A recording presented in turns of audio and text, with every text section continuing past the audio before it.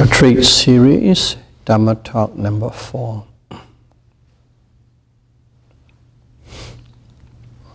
Buddha taught us in many different approaches how to practice Satipatthana, Vipassana,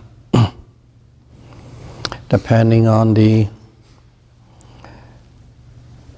people that he is talking to.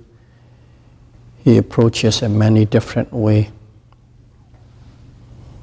Okay, we already discussed in detail how he taught us how to practice in the long discourses of the Satipatthana Sutra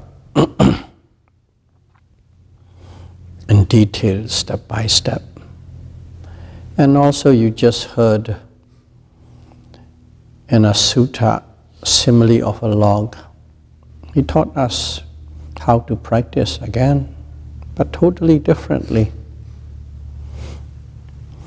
If you look at it, it is just a log floating along the river. When he saw that, he picked that up as an example, uses as a simile, and taught how to practice. Of course, when he was talking, he used the journey of the log from the moment he saw till to the reaching the ocean. So step by step, based on the journey, he gave the points. But if you look at or take that 9 points and put it in our life, you will see that first of all, he told us not to get immersed, obsessed, drowned in the sense pleasure, not to become excessive. That's a key point he taught. And then the next step, grounded with morality. That's a foundation. Once you got grounded with morality, he wants us not to get too much attractive or attentive to the people, to the social, to family, friends, and colleagues. Not to have too much interaction with the social activities. And then these are preparing us for the practice, for meditation. And then he wants us not to be conceited or have too much pride along the way. So the 4 points. And then while we are practicing too, not to have the objective as a better existence for the better existence, okay, or for the Deva realms, heavenly realms, not to have that kind of objective. Only one, the end of all form of suffering. That's number 5 point. And then he wants us to have the right attitude. What is this right attitude? Not to have the attitude or view or belief, a point of view or belief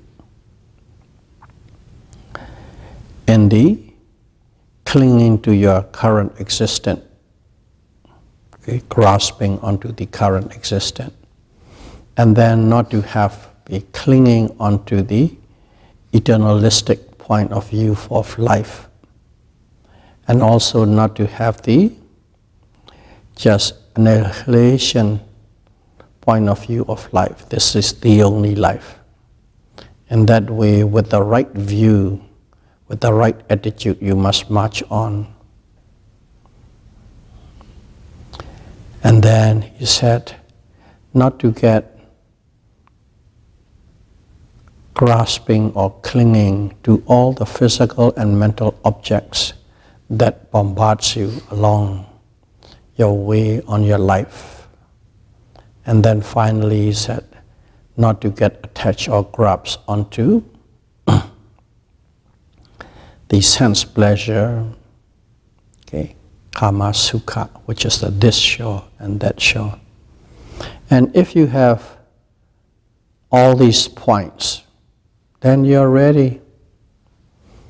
All that you need is a proper method or technique to practice how to observe. And if you have all these 9 points, you will reach your goal, which is the end of suffering. So this is one way he taught us how to practice. Very simple, using a simile of a log, using the log. And that was intended mainly for that cowherder who was around there when he was preaching. So that is another approach. And you will also see Buddha taught us again in another time, another place. This is called Bodhena Rasa Sutta. That's the name of the sutta. And then he taught us again, and here he's most specific about how to practice. But listen to the approach or the way he delivers. That's why he's the greatest master of all time to teach, to tame all the wild humans, the wild devas, and all wild living beings. To tame them, to culture them, to develop them, and send them in the direction of the end of all suffering. Here is very simple. We heard this line quite often, even in the West. Okay? Don't live in the past. Don't live in the future. Live at the present moment. Very simple, straightforward. Of course, everybody will take it and interpret it and apply it to their life based on the way they like it. And you can do so too, like just everyday living. Oh, don't live in your past, don't think about what has happened, forget about it. Don't live in the future, don't sit down and imagine and dreaming about what could be. Okay, because those things don't produce any result. Live at the present moment. Okay, do what you are doing, work the job that you are doing, do the best that you can, be with the people in harmony. That's one way of people looking at it. Just listen to that line, those lines, and they will apply to their life that way. That's why it is very, very beautiful Buddhist teaching. People can take it and still apply it for their benefit at their own level. That's on a daily level. But of course, we are talking about practicing to be able to achieve the goal of the end of all physical and mental suffering. So, in other words, the practitioners, the yogis, the one who is practicing Satipatthana Vipassana, that's what he is in the final point, the main point he's intending for. You practicing yogis, people who are practicing Vipassana, don't live in the past, don't live in the future, live at the present moment. Why? The past has come and gone, and the future is not here yet. So you can't do anything with it. The past came and gone, the future is not here, and you can't deal with the future. But the present moment is something that you can deal with it. That's why one needs to behave that way. Okay. Because it is totally futile and useless to relive the past and trying to imagine and living in the future, which has not been here yet. Because all of us, we all humans are, okay, as we are, we love this sense pleasure. We love this sense pleasure. We are born into this world of sense pleasure. We live with sense pleasure. We crave for sense pleasure. We chase the sense pleasure. That is the fact of life. That's the truth. So as we live constantly and chasing and living with the sense pleasure, okay, these things we work very hard and we have passed. Okay. We have done many actions, physical actions, mental actions, verbal actions related to the sense pleasure to get, to achieve, to maintain. So there are many incidents in your past already gone through, okay, big and small, especially the bigger one, the one that makes you, the one that impacts you a lot more.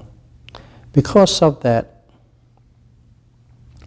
when you live in the past, that means you are reliving all those good times and best times and nice time, pleasurable time. What happened is, at that moment, this lobha, dosa, moha arises. Along with those thoughts, mental defilements are arising it. When the mental defilements are arising, you can't do much because you are a practitioner. You are practicing yogis. You must be able to observe it, but this mental defilement is arising. Because of that, you won't be able to achieve your concentration just by reliving in the past. In other words, not observing what you are supposed to be observing. You are dwelling in a thought form of the past with these sense pleasure. You can't establish concentration. And the same thing in future. As soon as you go into the future, okay, what you want, what you like to receive, achieve, things like that. Again, what is this? All these things are mental defilements. Okay? Greed, anger, and delusion. As soon as you are living in the future, these mental defilements are right there. Because of that, you cannot establish concentration. That's why Buddha said, don't live in the past or don't live in the future.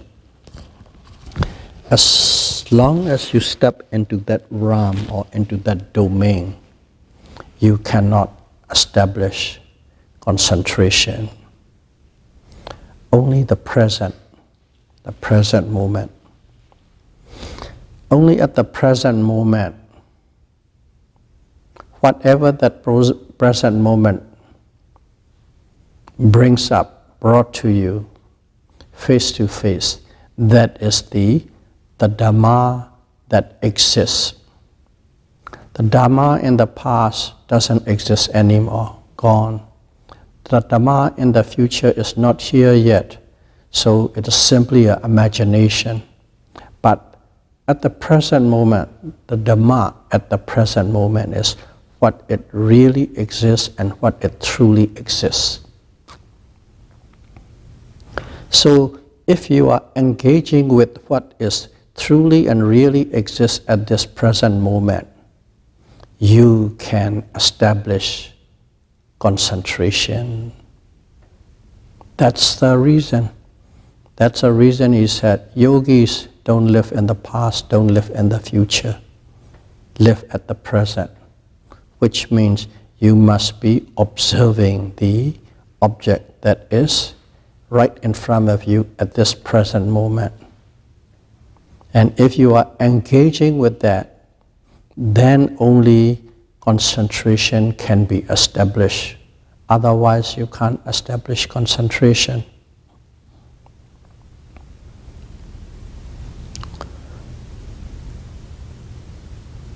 Because in our practice, we need to have a concentration. So let's talk about this, what is this concentration is.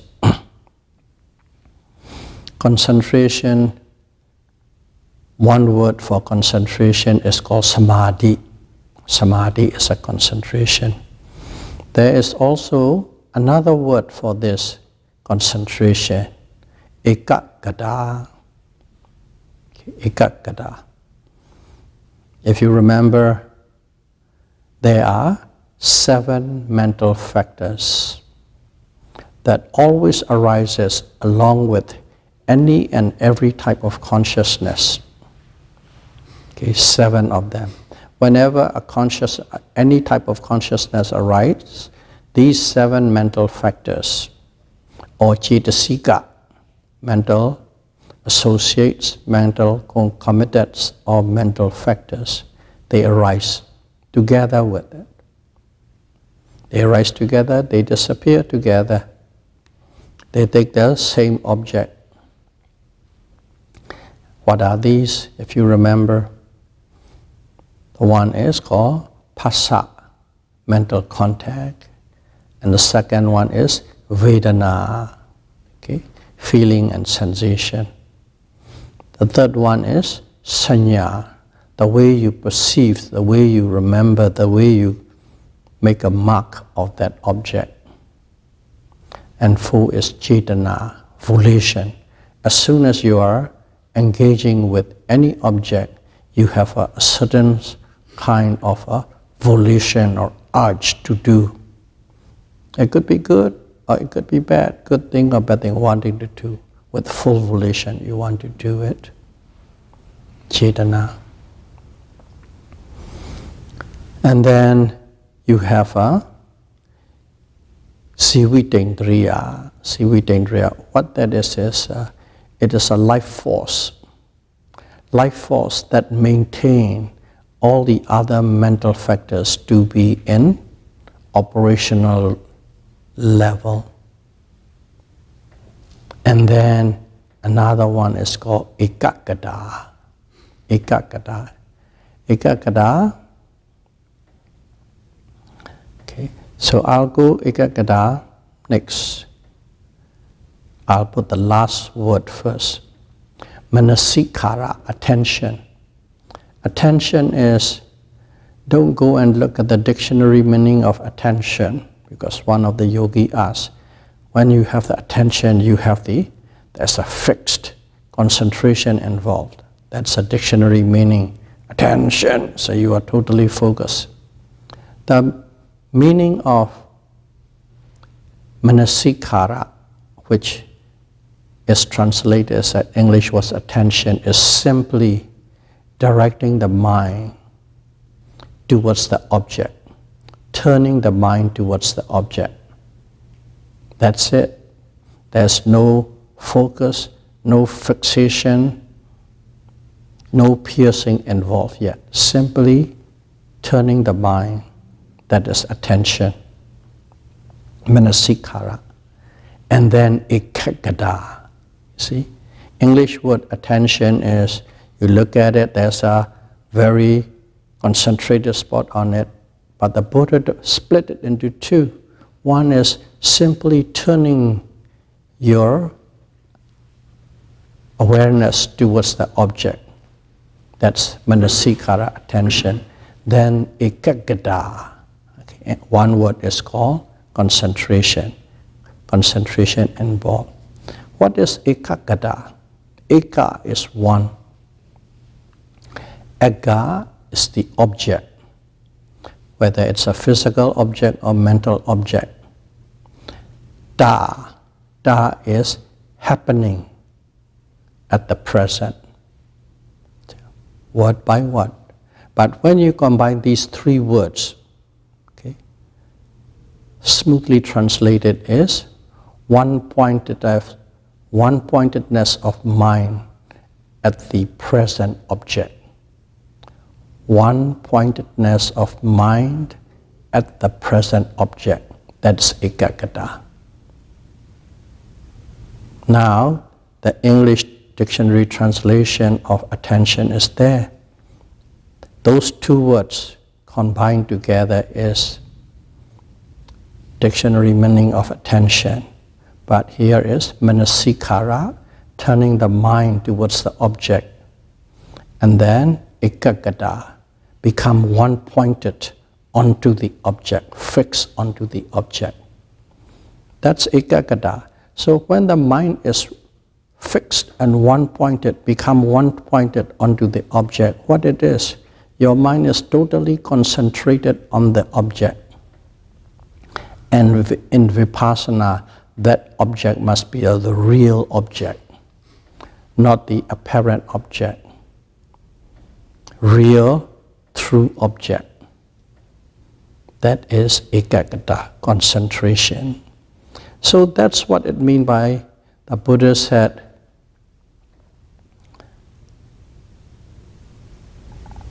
don't live in the past, don't live in the future, live at the present moment, because only at present moments you can engage the true object that is arising at that moment, and when your mind is fixed on it, become one-pointed on that. For that little duration of the lifespan of that object, it could be 1 second, it could be 1/10 of a second, it could be 100 of a second. If you can be with it, then you have established that concentration.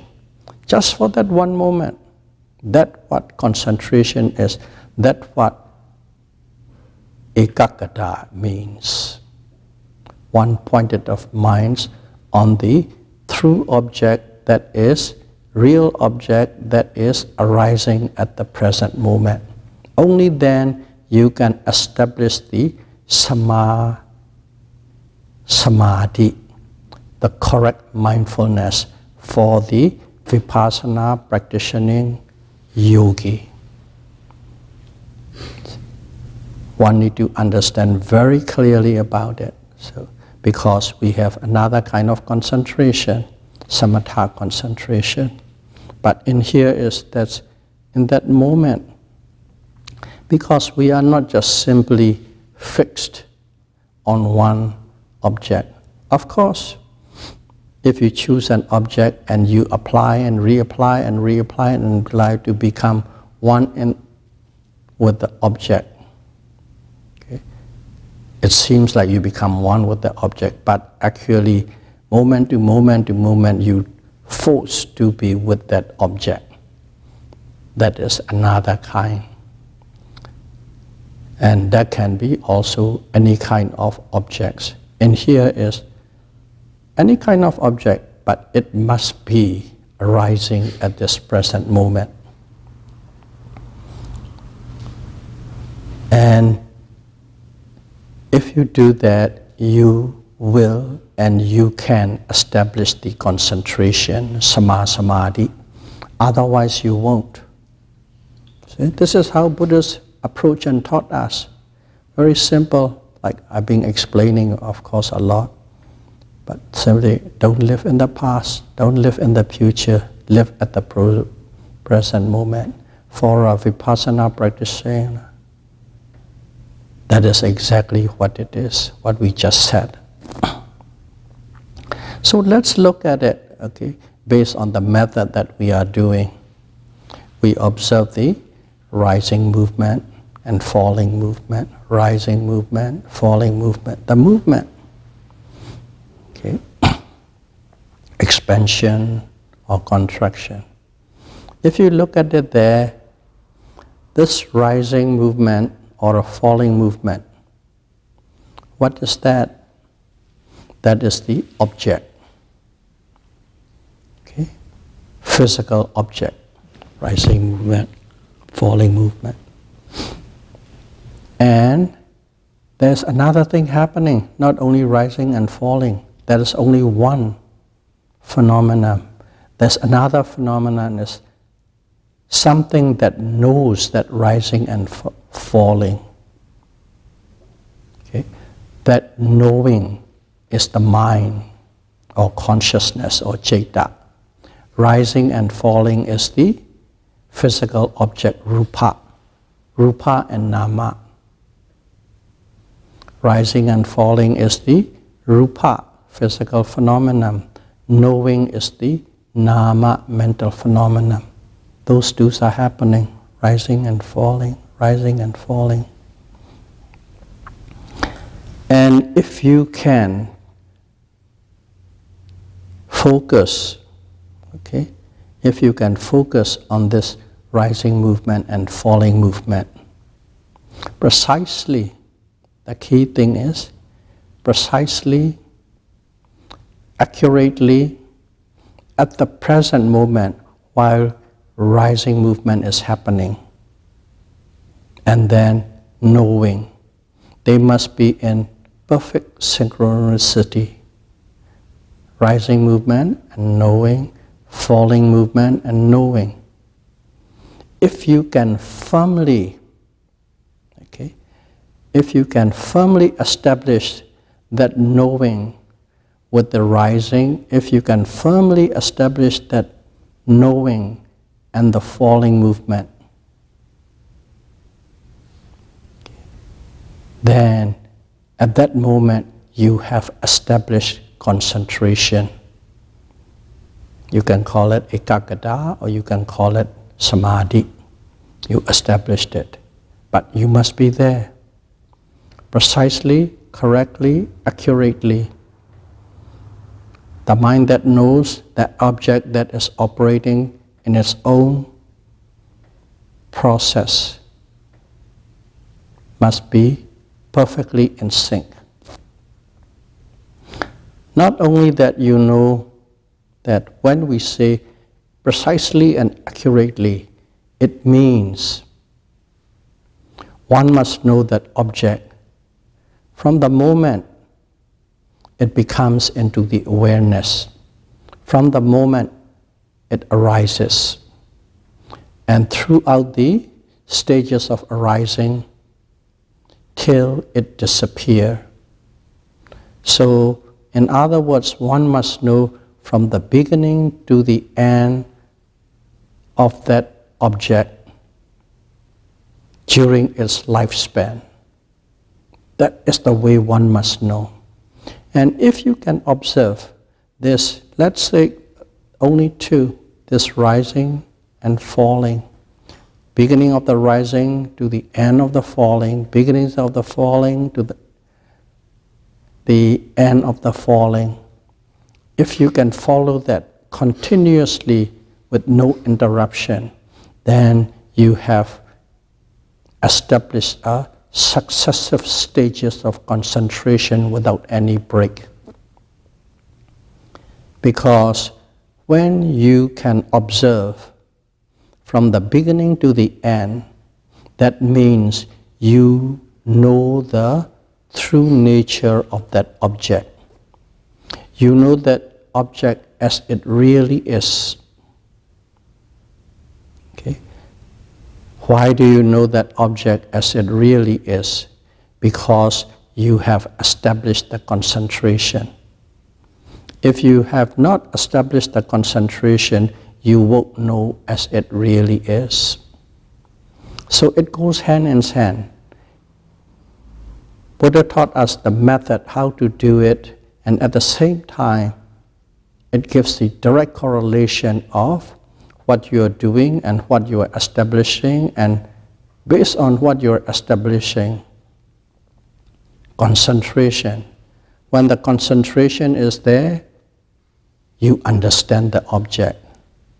What is understanding the object? That means you have insight into the object. That's why only when there is a concentration, there will be insight. Where there is no concentration, there won't be insight. But how can that concentration be established? Being able to follow with industriousness and full effort from the beginning to the end of the object of arising or falling or whatever object that is arising at the present moment.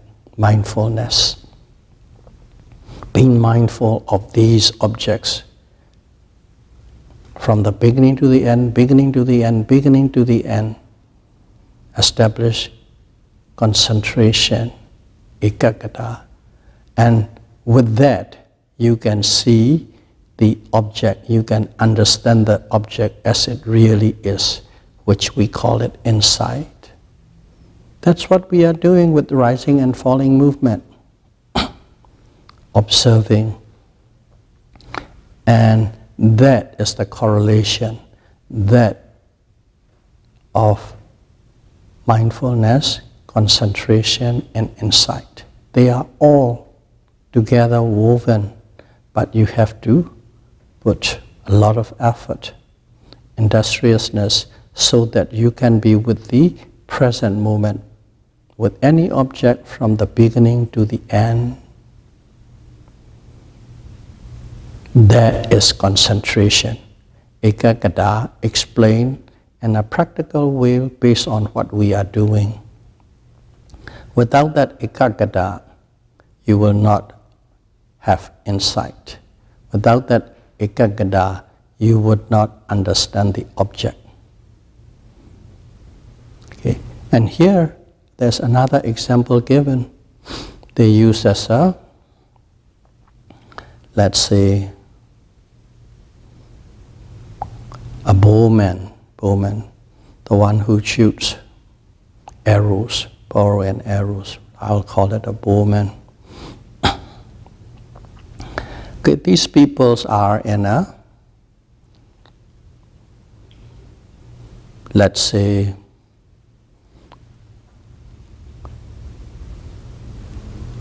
in a context or in a practice. There's a participant number 1, number 2, and number 3. They are supposed to shoot the arrows to hit the target at the end. A bit circle. That is the target. So participant 1, 2, and 3 shoot the arrow. The first participant shot the arrow, and what happened was the arrow could not even reach to the target, and it falls short in the middle. Why? Because that participant number 1 does not put full effort. He's a little lazy.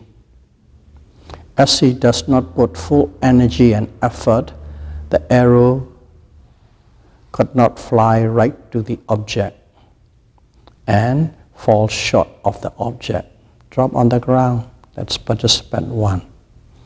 And then participant number 2 just go, he try and pull and shoot it. And this time, this arrow actually reached the target. It reached the target, but it doesn't penetrate into the target, it bounces off. Okay? Hit a big circle and bounce off and fall on the ground. So in here, the second one, he puts a lot of effort, quite a bit of effort, so it reached the target. But as it's not strong enough,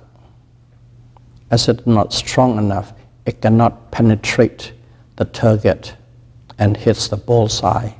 In the vicinity of the target, hit it and bounce and fall off.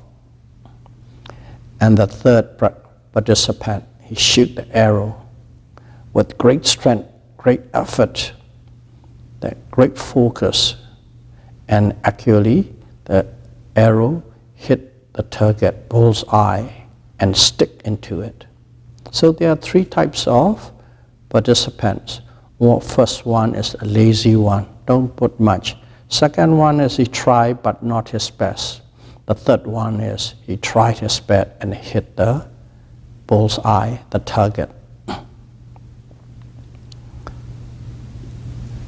In the same way, there are yogis that we are all practicing. Okay? We are all practicing. Some yogi, they are practicing. Shooting the target means he is practicing. He is in a retreat center sitting with everybody and observing this rising and falling, rising and falling. But as he is lazy, as he doesn't put much effort, most of the time, what happened? He slipped away, he slipped away, he slipped away and got into the thoughts, into the future and the past, future and the past, future and the past. Gone there, never or very hardly hit the target because he's lazy.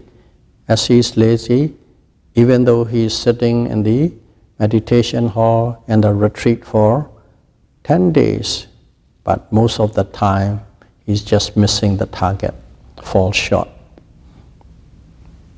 There's nothing, no result will arise. And the second one, he put effort. He just keep on hitting the target, but cannot penetrate into the target, cannot hit the bull's eye. So he's putting effort, but not enough effort as it requires. So those are the kind of yogis who practice. Okay? He just go in and then rising, falling, rising, falling, rising, falling. He's following quite well. After about 3 or 4 or 5, he just bounce off to here, bounce off to there, bounce off into the future, bounce out into the past. That's the second type of yogi. And the third type of yogi is put really ardent effort. He just doesn't miss rising, falling, rising, falling, rising, falling. 15 minutes, 20 minutes, 30 minutes, nothing come in between. Okay, continuously. Okay, I'm just using only these two, rising and falling. Of course, we have many objects. No discursive thoughts come in between. That is the third type of practitioner who put all effort, all out effort, hit the bull's eye and stick into it and the arrow stuck there. That is the third kind of yogi. So in here, the Buddha pulled out specifically just with the bow and arrows and shows the importance of that ardent effort or industriousness. How much effort is required? It's required to the point that you do not miss any moment. Every present moment, you are present. Every present moment, you are present. And to be able to do that, you have to put a lot of effort. That is the way the Buddha gave example how to practice. Very simple, easy to understand. And these kind of things you are practicing. Of course, everybody's sitting in a meditation hall, lots of yogis, everybody's sitting like a statue, and seems like everybody practicing, okay, as still as a statue. But in reality, there are 3 kinds of yogis are sitting among them. First type, second type, and third type. Lazy type, mediocre type, and the great, full, best effort type. And these things, they are revealed. You think you're sitting there, nobody knows what you're thinking. No, there's an interview time. When you go to the interview, you have to report. When you report it,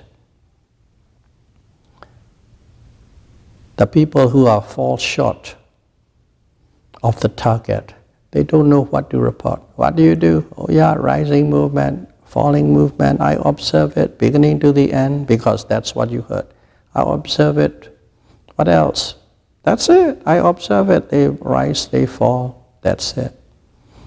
And another one is they will come up here and there. Okay, well, when I was in the rising movement, suddenly, oh, there's no movement. I can feel the pressure. I can feel the tension. Anything else? No. That's a second type. There's not much to report. And the third type of yogi come and report. I observe. I know the beginning when it starts rising. It is rising, there's a movement. Okay, if you can sense the movement. Or some people cannot sense the movement. What they can sense is the pressure. There's the pressure starting to build up, pressure keep on building up. Okay, as sometimes even say, the pressure is building up and suddenly it stops and then it rebuild again and then build up, and finally it's totally full. Like totally the pressure is full, there's no more room to grow and it stops.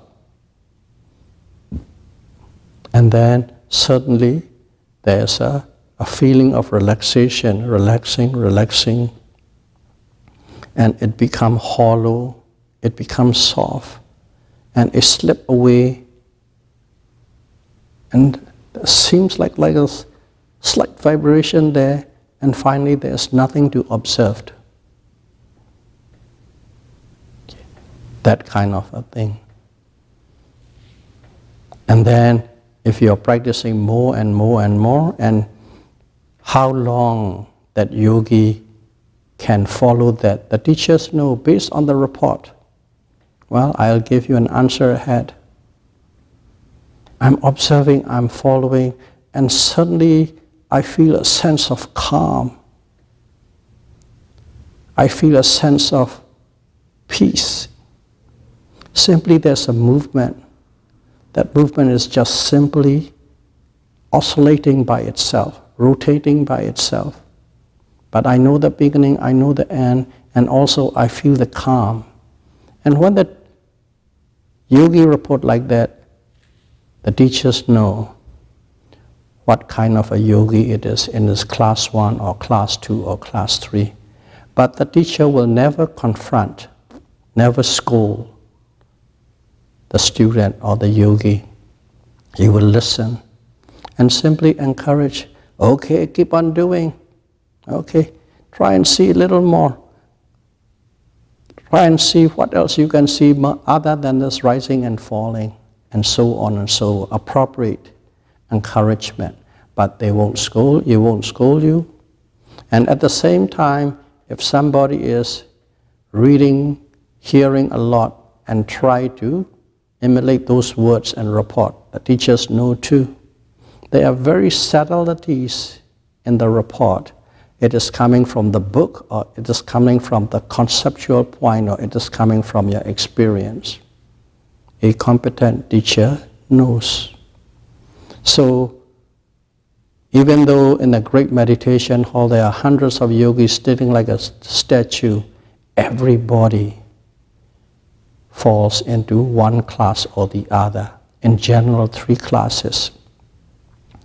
Inferior classes, mediocre classes, and superior class. Which class it belongs to is entirely up to you. That's it. And that's how the Buddha taught us how to practice. Simple. Don't live in the past, don't live in the future, live at the present. Only at present you can engage the reality, the real Dhamma, the Dhamma that truly exists. Only then you will establish concentration. With that concentration you will see the true nature of mind and matter that you are observing. To do that, one must practice with great effort, ardent effort, so that one can see every object from beginning to the end, beginning to the end, beginning to the end. That is not simply telling you to see only beginning to the end. That word, that line has a great significance. That significance is, it is taking you onto the path to be able to see the characteristic of anicca, impermanence.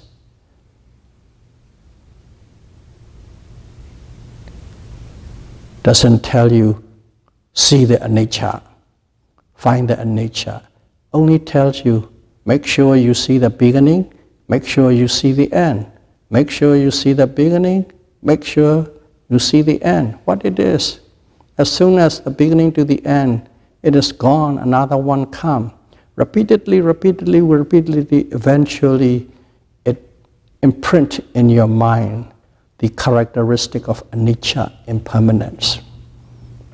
That's why that word is very important. One, from the point of effort, not to lose every little moment.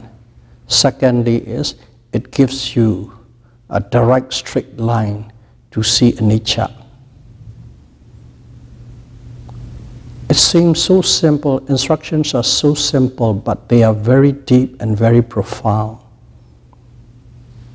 That is how one needs to practice.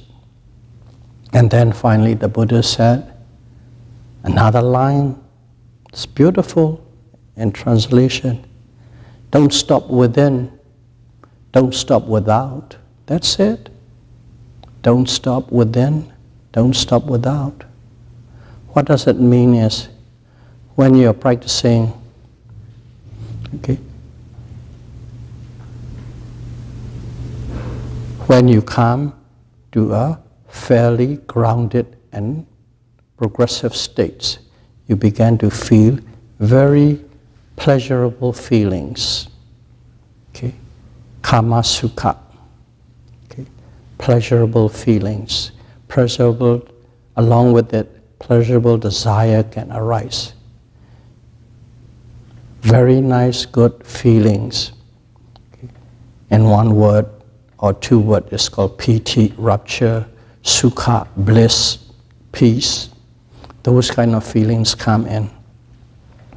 When those kind of feeling comes in, as you are not used to it and it is so good, you dwell on it, you crave for it, and you stay with it. Dwell means you live it with it repeatedly again and again. And if you do that, that means you are stopping within. You are stopping within. And the other one is, there are so many desirable objects, both physical objects, mental objects, ideas, beautiful, lovely ideas. These are the objects. And sometimes, based on our weakness, based on our soft spot, we cling to, we grasp to certain objects. Those are the external objects, not from internal, external objects. And if you cling onto these beautiful, lovely external objects of your desire, that means you are stopping outside, stopping within and stopping outside. Buddha said, don't do that. Basically, it is the kama chanda, okay? Sensual desire. What is sensual desire? Sensual desire has two parts. One, it has the object of desire. And if you stuck with the object of desire, then the object, then it is stopping without. And if you are sensual desire, if you have the desire is the mental, not object, not physical object, the desire itself. If you are stopping with the desire for the sensual thing, that is stopping within. So sensual desire equal to desire, which is nama, and object, which is rupa. don't stop with them, don't stop without. And if you do that, you will be able to reach your goal, which is the end of all form of suffering. So in here, if you look at the key points, don't live in the past, don't live in future, live at the moment, live at the present moment with the true Dhamma object, which is arising,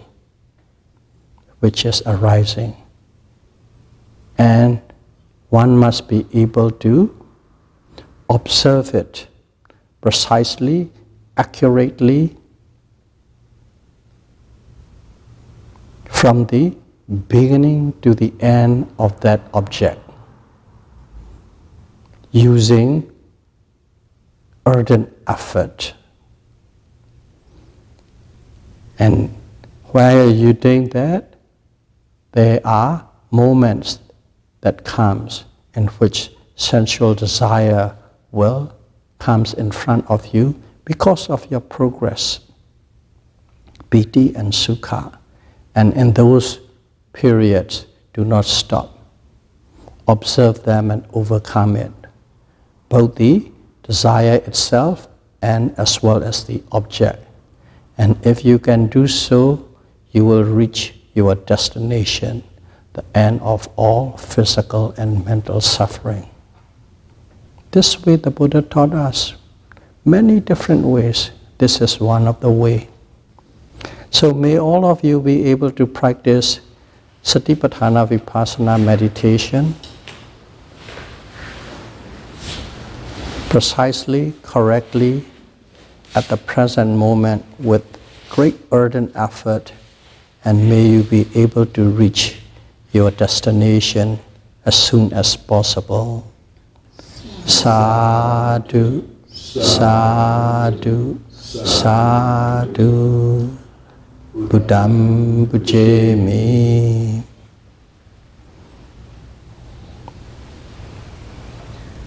Dhammam pujemi.